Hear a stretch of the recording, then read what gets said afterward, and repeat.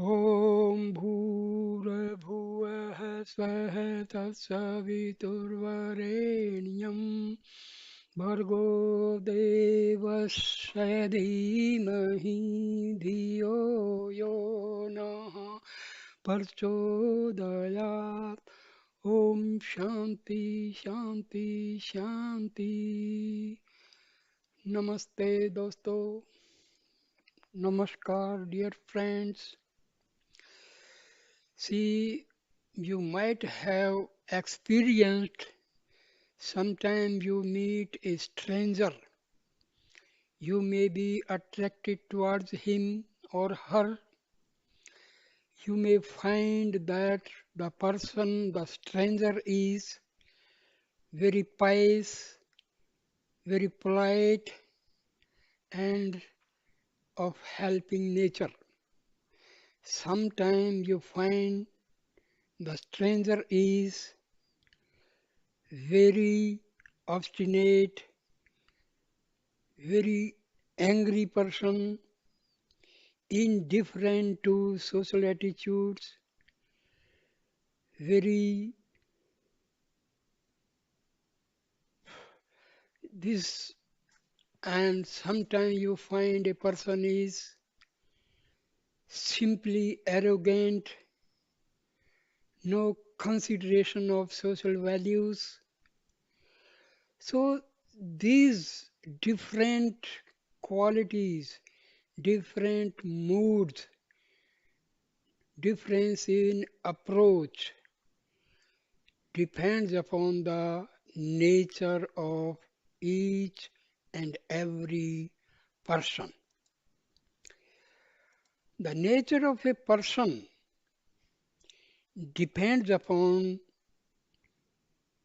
the triple gunas, that is, qualities of a person. These gunas are known as Sattva, Rajas, and Tamas, or Sattvic, Rajasic, and Tamasic. Those who are pure by their heart, their behavior is very nice. They are called persons of sattvic nature. Arrogant and very selfish and just behind their name and fame are rajasic. And the people who are just very filthy, dirty, and have no conception of any values of life. They are called tamasic people. So now I'll explain different qualities of persons. According to the Bhagavad Gita, the gunas, what we call the primary qualities or modes of nature, are three in number: sattva, rajas, and tamas. They exist in all, including humans, in various degrees of concentration and combination. They also exist in all objects and natural products. Hence, even the food which we eat is important if we want to cultivate good behavior. Depending upon their relative strength and ratios, the gunas determine the nature of things, beings, their actions, behavior, attitude, and attachments, and their involvement with the objective world in which they live. The primary purpose of the gunas in the living beings is to create bondage through desires for sense objects, which lead to various attachments with them and which in turn keep them bound to the world and under the perpetual control of Prakriti. See, food and our qualities are reciprocal.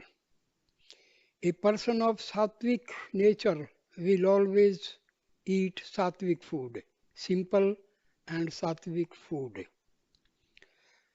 So, a person eating sattvic food will have sattvic qualities. Same way, tamasic and rasic nature depends upon food also. In Hindi we call it जैसा अन्न वैसा मन. Your mind will be depending upon your food habits. If you eat pure and simple food, your nature will be sattvic. If you eat non-vegetarian food, your nature will be either rasic or tamasic. Drinking, meat eating and all these types of food will produce rasic and tamasic qualities in living organisms. The gunas are born from Prakriti. The self does not reside in them, but they reside in him. Before creation, they remain inactive and in a state of perfect balance in the primordial nature, that is Mula Prakriti. When their balance is disturbed, creation sets in motion and the diversity of objects and beings come into existence, each possessing the triple gunas in different proportions. The admixture, that is panchikarna of the gunas and the elements, Mahabhutas, is well explained in the Pangala Upanishad. Mahabhutas means five elements we call as the earth, ether, water, fire. So, ex- beings in the higher worlds contain the predominance of Sattva, beings in the lower worlds, Mahabhutas, fire, water, Vayu, earth, and ether. These are the five elements. Our body is made up of these five elements, what we call as Mahabhutas. These elements are not the elements what we study in chemistry. They are the substances of one type of matter. But here, the earth, it consists of so many elements. So here in Hindu philosophy, these elements are different. Different in the sense they are not elements like that we study in chemistry, like copper, gold, oxygen, hydrogen. So here there is a difference. So beings in the higher worlds contain the predominance of sattva. Beings in the lower worlds, the predominance of tamas, and those in the middle worlds contain the predominance of rajas. In humans, all the three gunas are present in different degrees of predominance according to their spiritual purity and progress. Sinners who are beyond redemption possess the predominance of tamas. Pious people who abide by dharma possess the predominance of sattva, while worldly people who are driven by selfish desire possess the predominance of rajas. See, people having rajas qualities, they are very active. Politicians and all, they are of rajas nature. They want their fame, their name. They are after money, power, and all. And people, those who are just eating, drinking, and no other interest in life, they are of tamasic type. And people who are seekers of God, those who are in spiritual field, they are of sattvic nature. According to the Bhagavad Gita, God is the real enjoyer. He brings forth the entire creation for his joy, for Ananda. It is Purusa only who, seated in Prakriti, enjoys the qualities produced by Prakriti. The gunas are responsible for the diversity of nature. Because of the gunas, that is qualities, only the divisions of reality and unreality arise. When the gunas are manifested in creation, the individual souls come under their influence and begin their onward journey into the world of matter and death. God, what we call Iswara, does not act under the influence and the of these three because God is gunatit, beyond the qualities, beyond these guna. So God is not affected by sattvic, rajasic or tamasic gunas because God is having only one qualities, that is Shuddha Sattva, which is not of this world. Among the gods, Brahma has the predominance of Rajas, Vishnu the predominance of Sattva, and Shiva the predominance of Tamas. However, all the three gods are pure beings. They are not bound to them or to nature. For the purpose of creation and the order and regularity of the worlds, they manifest the gunas to perform their obligatory duties while they themselves are transcendental.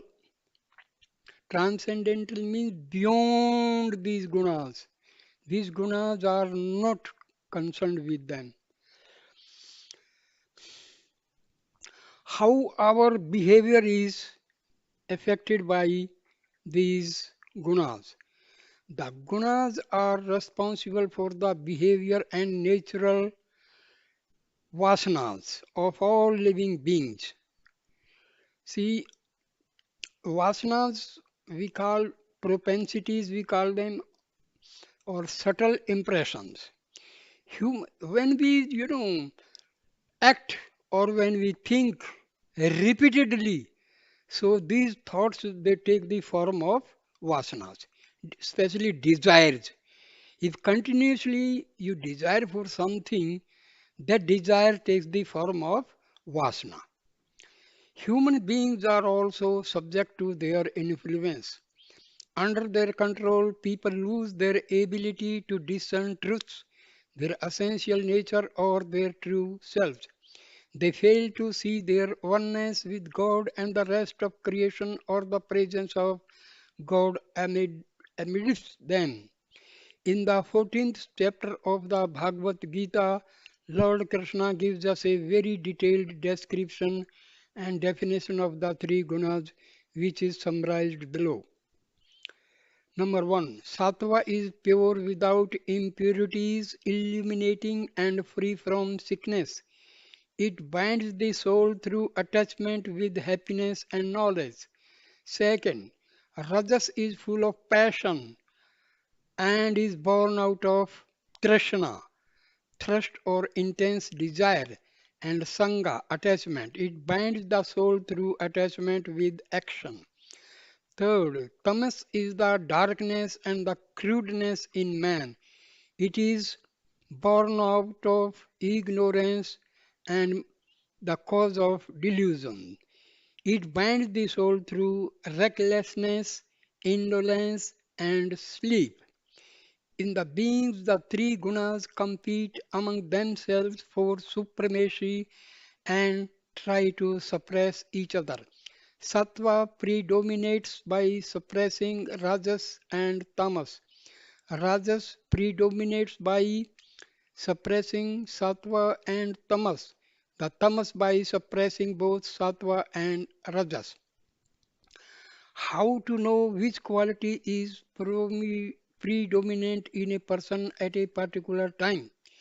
According to the Bhagavad Gita, when sattva is predominant from all the gates of the human body, radiate the illumination of knowledge. When rajas is predominant, greed, worldliness, striving for worldly ends, and a penchant for selfish activities arise. With the increase of tamas, one can see the flourishing of darkness, inactivity, recklessness, and delusion. Upon death, a sattvic person attains higher worlds. When he returns, he takes birth among pious people or in a pious family. After death, a Rajasic person remains in the middle worlds. When he is reborn, he takes birth in the family of those who are attached to actions.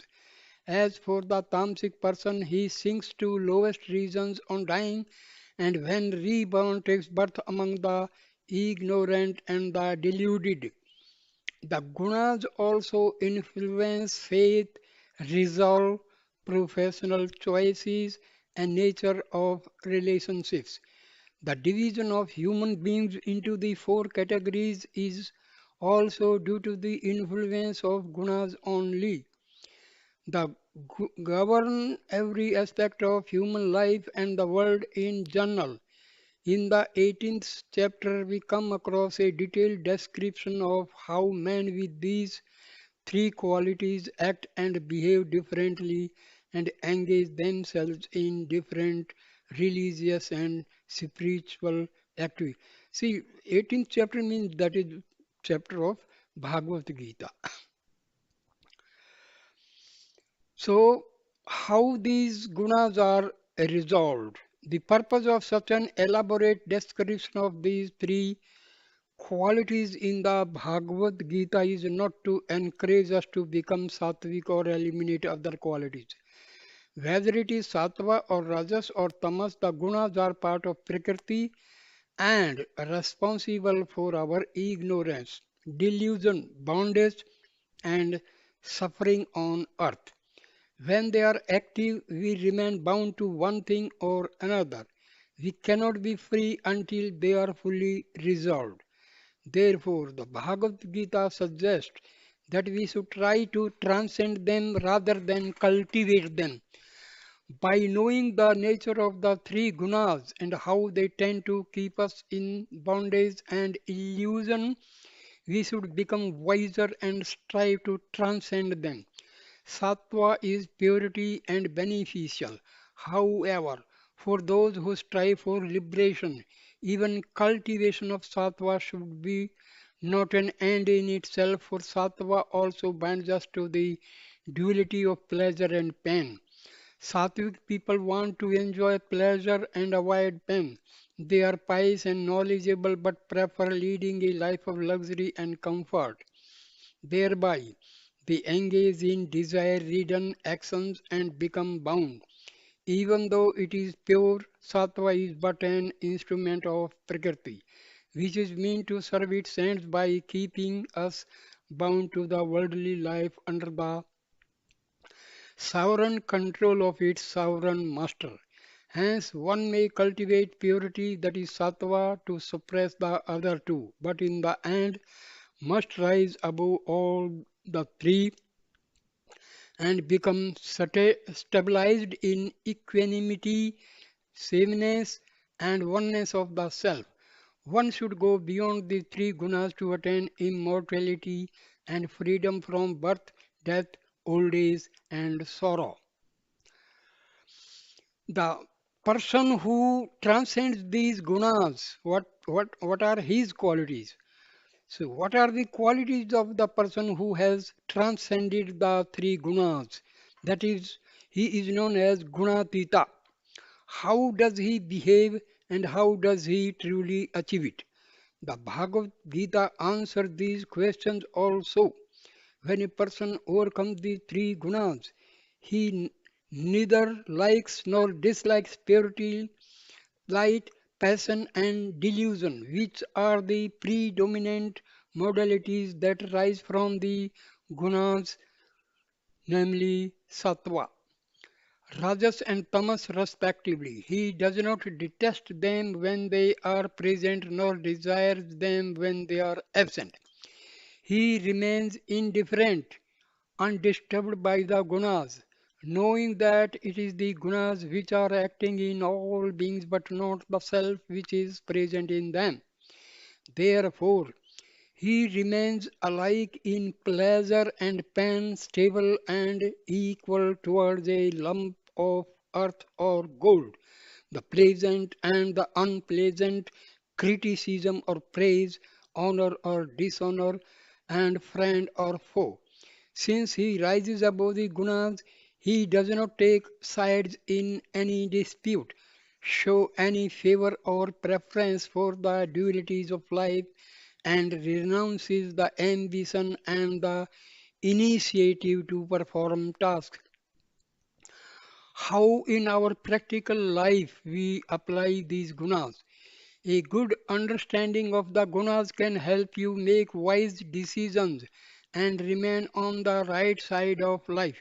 For example, the Eightfold Path of Buddhism, the Ashtanga Yoga of Patanjali, the rules and restraints for novices and advanced practitioners in Jainism and Buddhism are meant to cultivate sattva or inner purity, without which the mind cannot be stabilized in contemplation or in mindfulness. Cultivation of purity is at root of all spiritual traditions of ancient India. In today's world where tamas and rajas predominate, it is even more important. Apart from spirituality, knowledge of the gunas is also helpful in worldly life. The following are the few examples where you may use the knowledge of safeguard yourself from potential problems. First, the profession you choose. Choose your profession carefully according to your nature and what you want to achieve in life. Certain profession can lead to your spiritual downfall. Marriage and friendship. It is important to consider the play of gunas in choosing your friends or marriage partner. You have to see in those relationships whether you want to balance or complement your own nature.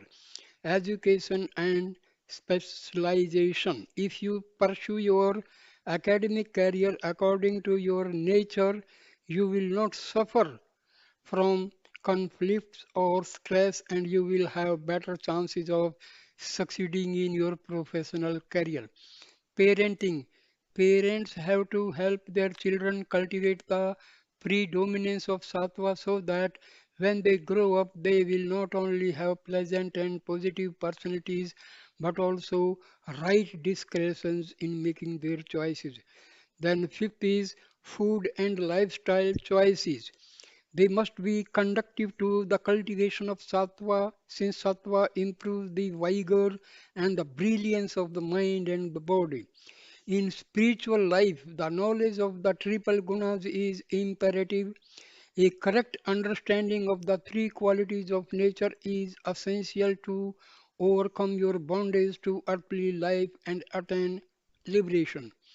By knowing the distinction among three gunas and by developing the quality or mode of sattva in abundance, a person can purify his mind and body and experience peace and equanimity. Through desireless action, selfless service, devotion, worship, self study, sattvic knowledge, sattvic speech, right discernment, sattvic faith, behavior, and sacrifice, he can increase sattva and develop the divine qualities, that is Deva Sampatti, which are enumerated in the 16th chapter of the Bhagavad Gita to become a perfect yogi and earn the love of God by performing his obligatory duties without any desire and attachment. offering the fruit of his actions to God, surrendering himself completely to him, fully devoted to him and absorbed in him, he surely achieves liberation and union with Supreme Self. See, our soul is not affected by these gunas, remember, because Atma is gunatit. It, it is transcendental. Atma is not affected, influenced by sattvic, tamasic, or rasic qualities of a person. But in our daily actions, daily social behavioral aptitude, these gunas definitely have great influence because our ego and our mind are affected by these gunas. Atma is simple witness. It has no concern with any type of quality. So, so this is all about qualities of persons. See, why I have emphasized and to tell you about these qualities because to be in the field of spiritual life, we must have sattvic nature. And to cultivate sattvic nature, we must take simple and pure food. Avoid drinking, avoid taking non-vegetarian food, avoid taking drugs and all. So these are enemy of spirituality. So thank you, friends. Please comment, share,